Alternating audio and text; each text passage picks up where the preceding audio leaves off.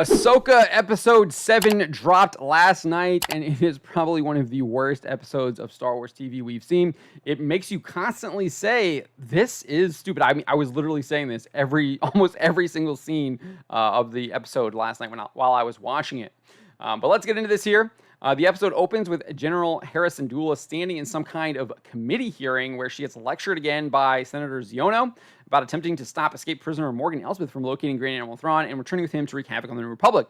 The episode appears to attempt to correct the problems of their previous encounter, which I think justly criticized, when Hera failed to mention or provide any of the evidence she had gathered that clearly showed Elspeth had been broken free by Dark Jedi and that she was clearly conducting a smuggling operation out of Corellia. On top of that, she had tracked Elspeth to Cedos, where she discovered that she had built the Eye of Sion. This is this big ship that is capable of making an intergalactic hyperspace jump.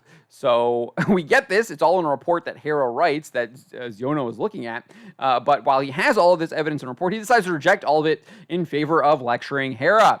Remember, there's video footage of Elspeth being sprung from prison by Baylan Skoll and Shin Hati. Nevertheless, he calls the false Jedi a fantasy. We have actual physical evidence in the show proving that this guy, that there are actual false Jedi, and he's like, it's just a fantasy. It reads like a fantasy. I mean, this is absolutely allegory. This guy's a Trump stand-in. He's a DeSantis stand-in. He's a GOP political stand-in who just like, oh, look at all those bad men. They hate women kind of thing. It's utterly ridiculous and stupid and just absolute garbage, terrible writing.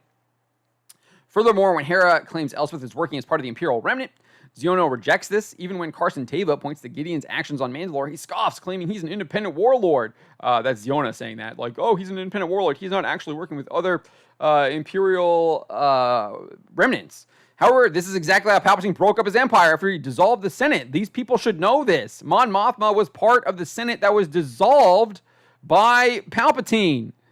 He put warlords in charge. This is very clearly shown in the original Star Wars film. We get dialogue from Tarkin explaining this. To claim the warlords would not be working together when that's how the Empire was structured is absolutely stupid. I mean, like, these people think we're dumb. Like, they really do. The whole scene is completely unbelievable and is likely only in there for left-wing political junkies to jeer at Xiono as a Republican stand-in. Stupid on all levels. I mean, just to elucidate how stupid this is, after Xiono is done lecturing Hera, C-3PO, this is actually Anthony Daniels, arrives and informs the committee that Senator Leia Organa had authorized Hera's mission. Not only did Leia authorize the mission, but C-3PO reveals she's head of the Defense Council and her authority supersedes whatever committee court they're in, which Chancellor Mon Mothma is heading. Like, what is happening here? Dave Filoni, who wrote the episode, clearly did not think this scene through at all. So you have a defense council that is now allegedly had authorized the mission. It supersedes a committee that the chancellor sits on. Like, what is happening here? This is absolutely stupid, utterly ridiculous. Fortunately, we get rid of this. We get out of that scene. It's absolutely awful. But we go into the next scene. After this opening scene, which tries to blind viewers with the nostalgia of C-3PO and Admiral Akbar, who sits on the committee but says nothing. He's literally just sitting there next to Xiono, saying nothing. I don't know if yeah, you can see him right here. He's right here in the picture next to Xiono. He literally just sits there and says nothing. I didn't even realize it was Akbar. I just thought it was another Mon Calamari because he was just kind of sitting there and didn't say anything. The show provides a scene of Ahsoka going through a number of lightsaber forms as an old training hologram of Anakin from the Clone Wars. Instructs her. It's just more nostalgia bait with the promise of more. As Ahsoka informs Huyang, there are more than 20 of the recordings. Following this, it's literally just filler.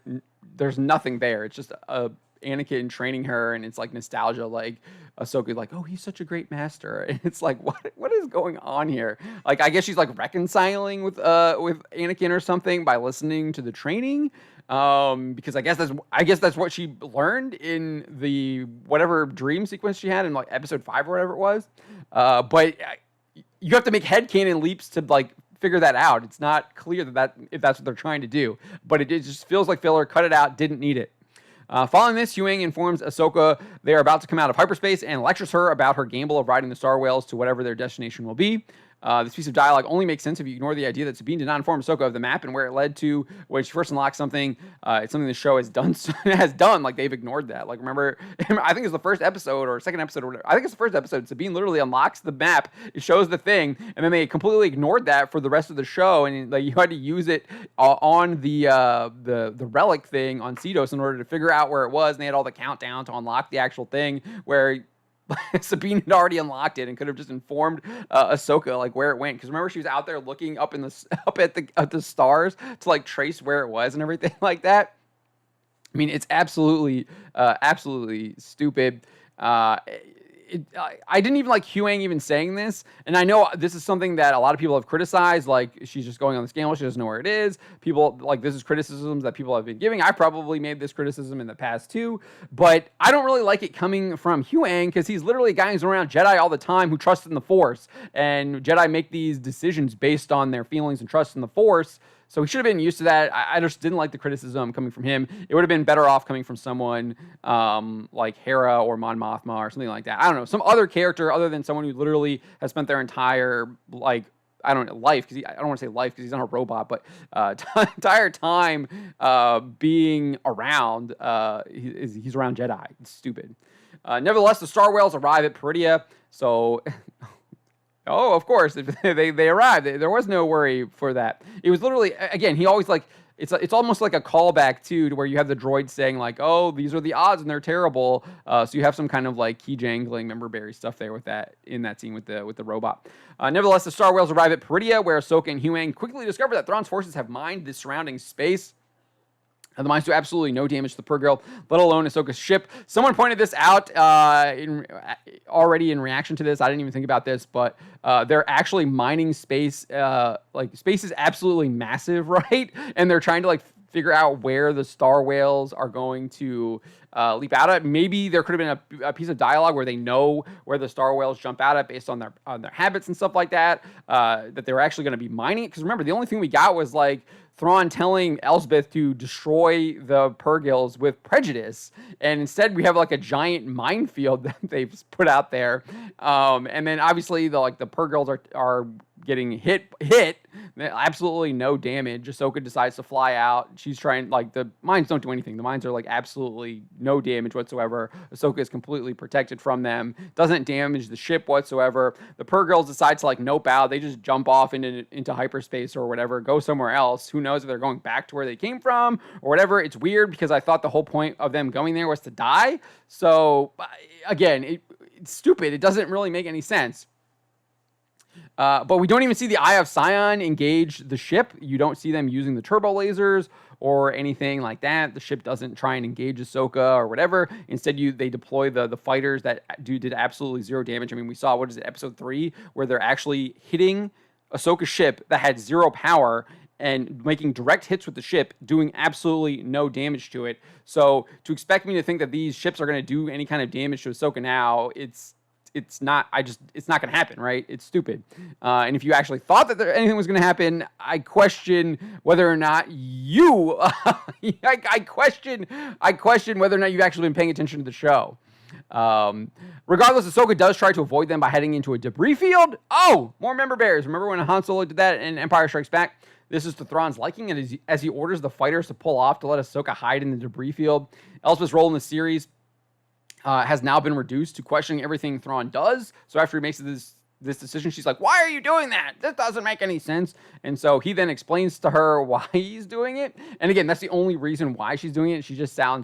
They just destroyed her character. She's annoying now throughout this episode. Like, why are you doing that? Why? She sounds like a 2-year-old, honestly. Always asking why. Can explain to her why he's doing so audiences can think he's some kind of tactical genius. It's utterly stupid given the whole purpose of Elsbeth coming to this galaxy is seemingly due to her knowledge of Thrawn's tactical prowess and wants to usher in a new world order, new order in the other galaxy. Like, she literally came there to get Thrawn because of his tactical prowess, and now she's questioning everything he does. It's like, you wouldn't do that if you actually believed in the guy's tactical prowess. But the only reason why this is done is to explain to the audience or that Thrawn is a tactical genius, even though he's not. Everything that he explains is stupid. They make him a complete and utter idiot. So not only is it stupid to degrade Elsbeth's character in this manner, but it ends up making Thrawn look like a complete idiot in the episode because he eventually chooses to have the 3 Night Sister witches locate Ahsoka, and they allow him to flush her out of the debris field and into the battle on the ground where Baylan Skoll and Shin Hati have located Ezra Bridger and Sabine Wren. Thrawn justifies flushing Ahsoka out and having her be reunited by claiming it's bought him time to load up the Chimera, which is the Star Destroyer, so they can depart the galaxy and leave Ahsoka behind. He could have achieved all of that by just letting her hide out in the debris field instead of flushing her out. Again, stupid. Like, if your whole thing is just like you just want to keep her away from the Chimera and she's just hiding out there, why would you try to flush her out and specifically try and lead her to Sabine Wren and Ezra Bridger and reunite them? Why would you not want to try and keep them separate? Let her stay there, keep her isolated. I mean, it's like Die Hard, right? Like, you keep him isolated so he can't get to the other parts of the building to cause havoc. Now you've literally let her out of that where she was kind of pinned down, and you've given her the opportunity to be a wild card, which is something you say you fear. It doesn't make any sense. It's stupid. However, even if Thrawn didn't flush her out, Ahsoka was going to leave the debris field to find Sabine, given she used a Force ability to be able to see where she was on the planet. Remember when Luke called out to Leia in Empire Strikes Back? It's basically a member berry of that, using the Force power. But I'm getting ahead of myself. Before Ahsoka locates Sabine, the show features Sabine and Ezra discussing what had happened in the time Ezra defeated Thrawn and the Empire at Lothal. It's one of the most utterly stupid conversations to exist in Star Wars, and I'm not even being hyperbolic here. Sabine constantly tells Ezra everything is complicated without providing him any details and seemingly giving him false hope that they're going to be able to return to the main galaxy. Bridger doesn't press the matter at all. He even gets called out on his PC or on his non-PC comments. She gives him this look, and then he has to instantly apologize. It's absolutely pathetic. Following this, Skull and Hati locate Bridger and Wren, while the Great Mothers locate Ahsoka. At the same time, Ahsoka performs her Force location ability to find Sabine. The battle begins with Captain Enoch using the turbo lasers from the Eye of Sion. Oh, they do exist! Eye of Sion to bombard the area where Ahsoka had been hiding out. The turbo lasers do exist, but they don't do any damage this time. At least in Episode 3, they actually brought the shields down to 10%. This time, they literally do nothing but destroy the bones of the dead star whales. Thrawn then sends out the fighters again, who also do nothing. It's just stupid. It's so stupid. Next, we get some dialogue between Skull and Hati. Skull instructs Hati to kill Bridger and Wren, but reveals he's going on a different path. This, too, is stupid, given last episode he was telling Hati all about how he had trained her for a certain purpose, and now he's sending her off on something completely different. Like, I trained you for this purpose, but now I want you to go and claim your role in the Empire because you actually want to be a Sith rather than whatever path I'm on now. You didn't even watch the last episode. It's so stupid. It's so stupid. A chase scene that ensues with the nomads that Sabine basically wrecked in the last episode. And then there's maybe a little bit more, but they're all running, and it's they're supposed to actually create some kind of danger when we just saw last episode Sabine kill them all and leave some of them alive in the last episode. And they're chasing these hermit crab people on these little hover ships. It's laughably stupid, as the nomads are Star Trek red shirts and prove no threat. The hermit crabs are also turned into a joke, as their slingshot attacks do nothing, despite it being an extremely powerful weapon in real life. If you get hit by an actual person throwing a sling, it's going to potentially kill you, do significant damage, take you out of the battle, even if it hits you in an armor or something like that. But they just make a joke of it. It's just stupid. The chase eventually ends with none of the hermit crabs being damaged. However, the nomads do eventually disable one of their floating homes. This leads Bridger to circle the wagons. He literally goes whoopa whoopa. It's bizarre. However, it's not actually used as a defense perimeter. Like you can see here, it gets turned into an actual maze. The battlefield is turned into a maze. They don't use that as a defense perimeter. It's not like they're circling the Conestoga wagons. It's not like Custer's Last Stand or anything where they're trying to defend from, trying to create a defensive position where they can fire out. No, it literally turns into a maze, and so you just have Sabine and Ezra just running around, not really knowing what's going on. It's stupid. While all of this is happening, Skull engages Ahsoka, who has now located Sabine. She jumps off her ship far enough away so she's actually not involved in the battle between the nomads and Bridger and Wren. How convenient that is, right? Instead, she faces off against Skull in 1-versus-1 combat. The idea that she doesn't just jump into the main thick of the combat is stupid. However, the lightsaber fight between Skull and Ahsoka was entertaining. I will say I did enjoy the lightsaber fight, but the idea that she actually decided to leap off her ship at that point, I just don't buy it. I mean, we've seen Jedi make incredible leaps. Ahsoka should have been able to easily jump off a starship and land in the middle of this formation or land on the outside of it and do that. But instead, she has to land way far away, and so you can have this fight between her and Baylan, the rematch. Also, before she makes the jump off her ship, she instructs Huyang to distract the fighters. It's an utterly ridiculous premise, given Thrawn, who they have been trying to tell us is a master tactician, should have just instructed the fighters to mow down the Noti and kill Bridger and Wren. It doesn't happen. It's stupid. There's literally... So, Ahsoka is flying her ship with Huyang right over this battle. You have all of these starfighters following the ship. Thrawn makes absolutely no communication to the fighters at all to like redirect them to kill Bridger and Sabine. Like, it's just what I thought this guy was a master tactician. No, he's a complete and utter idiot. While Bridger and Ren begin to fight off the nomads, one of the highlights of the episode is Bridger informing Ren that the Force is his ally, and that's all he needs. I actually kind of like that. I thought that was really cool. The fact that he's rejecting his lightsaber is what gives him to say that. I think that's like utterly ridiculous. A lightsaber is a Jedi's weapon, but the idea that I did like that line of dialogue. It's like the only good line of dialogue. It's a callback to Yoda instructing Luke in Empire Strikes Back. It actually works in this case and doesn't feel like nostalgia bait. I mean, it obviously clearly is nostalgia bait, but it's also what the Jedi believe. So props for this one good piece of dialogue. Nevertheless, the action is just as terrible as the previous episode. Sabine is repeatedly hit multiple times by blaster bolts and even melee combat, but like the last episode, suffers absolutely zero damage. The show eventually cuts back to Skull and Ahsoka fighting, as Skull informs her that she can't defeat him. Huyang, who was supposed to be moving the fighters away from the battlefield, has all of a sudden returned and fires a salvo at both Ahsoka and Baylan Skoll. I'm like not even joking. He literally shoots like 6 missiles right at Ahsoka and Baylan. What's hilarious about this is it highlights how utterly stupid Thrawn truly is. The man who talks about sacrificing his troops does not order his fighters to fire on the nomads and the Nati or Shinhati in order to kill Ren and Bridger. His gunships decide to land and drop. I mean, this is the guy who says like, if they die, who cares? Like, that's great. Like, that's what he said last episode. And now he's like not ordering his fighters to blow up these the nomads and Shinhati that are there in the maze fight. Because Bridger are there. He should just kill them all with his gunships or the starfighters. Excuse me. His gunships. He does send the 2 attack gunships. They do decide to land and drop off the night troopers instead of blasting the Noti caravan into oblivion and either killing Bridger and Ren. So you get the same mistake, right? The starfighters don't do it. The gunships show up, land. They don't attack either as well. I mean, I'm thinking of Full Metal Jacket. I think it's like Animal Mother, I think is his name. He's literally just like mowing people down from the helicopter. Obviously, that's utterly sadistic and wrong what he was doing. But that is what Thrawn and the night troopers should have been doing in this episode. Ahsoka is able to escape from Skrull because of the attack. She steals his mount and rides off to try and aid Sabine, and Bridger Skull then just sees this and like nopes out. He like abandons the battlefield because he's got to go off on his other path now.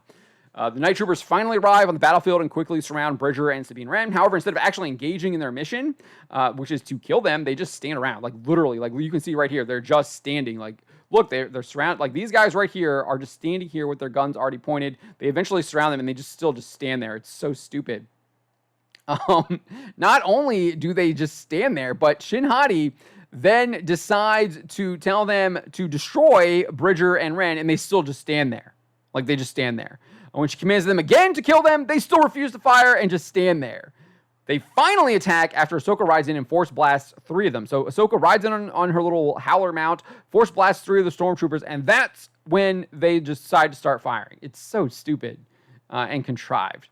The night troopers are the new red shirts. They become the new nomads and are easily mowed down by Ahsoka, Sabine, and Ezra.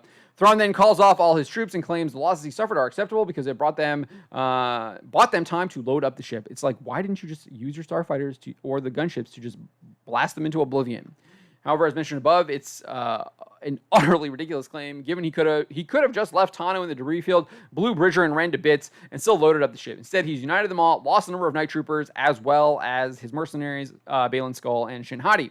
So, absolute total loss for Thrawn. He's utterly stupid, and Elsbeth is now justified asking all of these questions because he's a complete and utter incompetent. The episode then ends with Ahsoka. As the night troopers have abandoned her, Ahsoka offers Hati a chance of redemption. She gets on a howler and runs away. Ahsoka stops Bridger and Ren from pursuing her. It doesn't make any sense. Again, stupid. Like she is clearly an enemy. You would arrest her and take her prisoner. That is what she would do. She has clearly committed crimes, killed people. She killed numerous people when she freed Morgan Elsbeth. She should have been arrested and stopped. Instead, she lets her go. Absolutely garbage, terrible writing. But I guess that's reflective of today's modern audience. You don't actually have to pay for crimes that you commit. We then get a brief reunion between Ahsoka and Bridger, while Sabine informs Ahsoka she thought she died without showing any of the emotion that would convey her words. Absolutely terrible direction and acting. So, to sum it up, this episode was utterly stupid on all fronts. It had an interesting lightsaber fight between Skull and Ahsoka, and one good line of dialogue from Ezra Bridger. Everything else, you guessed it, stupid. What did you make of Ahsoka Episode 7? Let me know in the comments below. Subscribe for more.